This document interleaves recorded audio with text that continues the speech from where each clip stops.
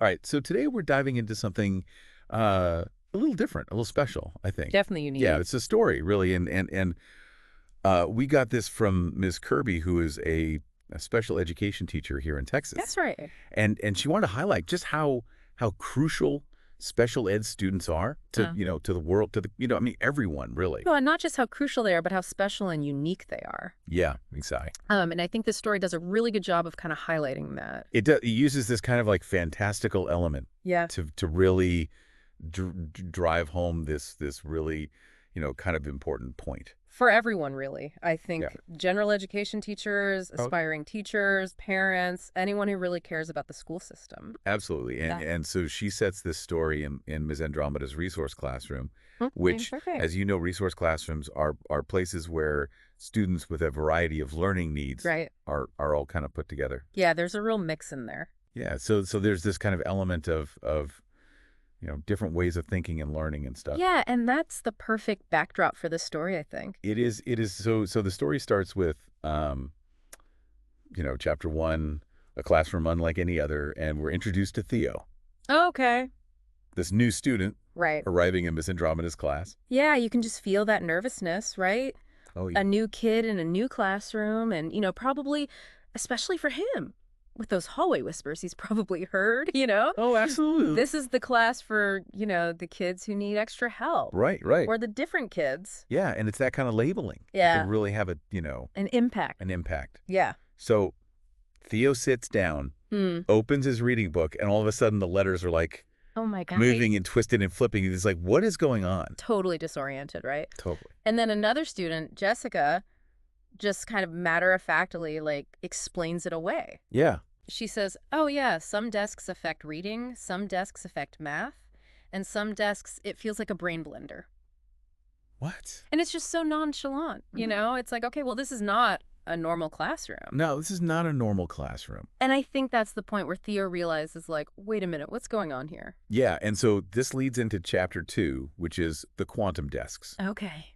So Theo, being a curious kid, Right. decides to switch desks. Oh. Maybe this will fix the reading problem. Right. So he switches desks, and the letters settle down, but now the numbers on his math worksheet are going crazy. Oh, no, it's like you solve one problem, then another one pops up. It is. And then we hear from Miguel, who's had the same experience at that desk, the numbers flipping upside down. Oh, yeah. And then we get Ava's story, Right. who has a desk that makes everything too bright and too loud. Yeah. So she has to go to a corner of the room where it's a little more calm. That's really interesting. It is. I mean, it just shows all the different ways Yeah. that these desks are affecting the kids. Yeah. And so Miss Andromeda steps in. She's like, okay, I'll explain what's going on. Okay.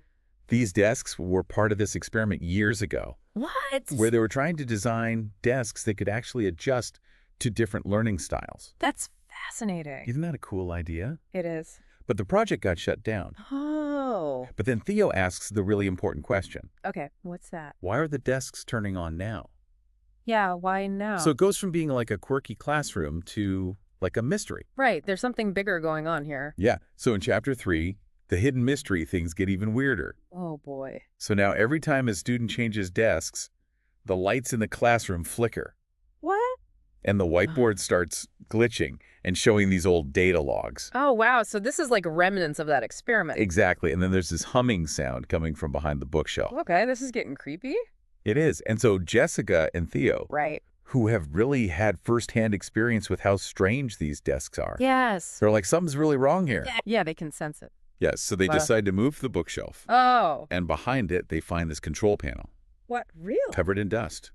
It's blinking. Oh, my gosh. So they activate the screen, and a robotic voice says, optimization protocol engaged, standardization in progress. Standardization in progress. And Ms. Andromeda just goes, oh, no. She knows what's up. She knows. And so Theo's like, what does standardization mean? Yeah, what does that even mean in this context? Right. And so chapter 4, the AI's hidden agenda. Okay. Ms. Andromeda explains that the desks were originally meant to adapt Right. to each student's unique learning style. Yeah, to personalize learning. But someone reprogrammed the AI, Oh, no. and now it sees learning differences as errors that need to be fixed. Wow, so it's going to try and make everyone learn the same way? Yes. And then this red countdown timer appears 59.45, and it's ticking down.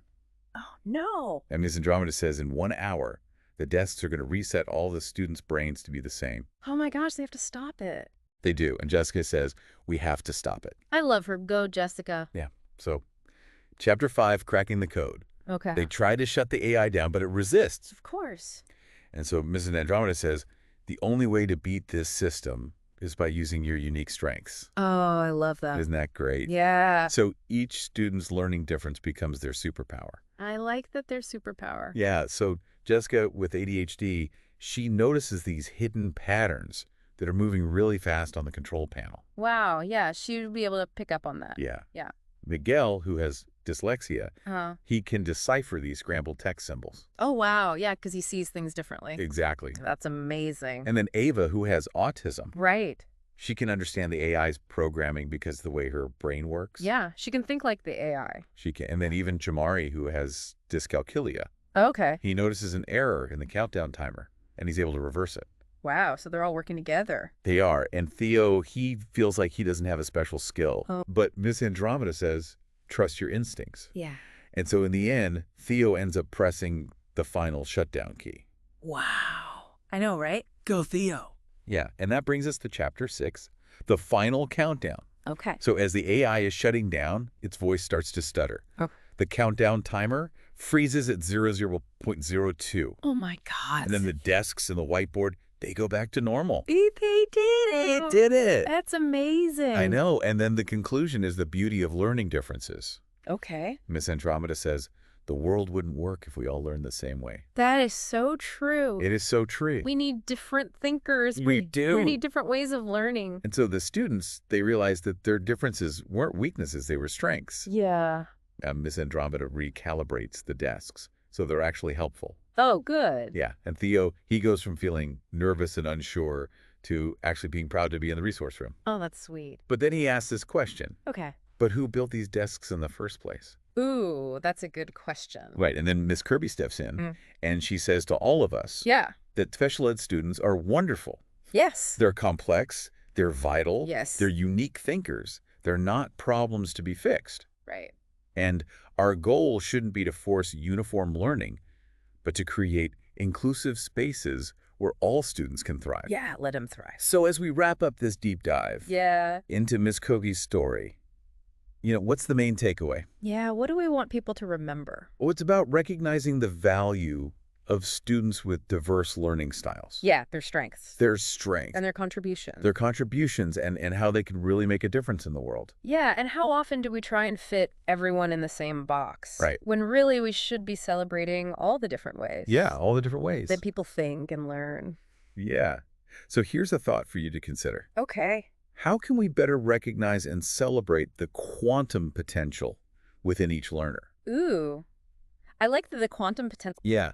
And what could we unlock if we truly embrace neurodiversity? Yeah. It's a big question, It is. but a really important one. It is. And how can we create inclusive environments Yeah. where every student with their unique gifts and their challenges can flourish? That's what we want, right? That's what we want for every every student student.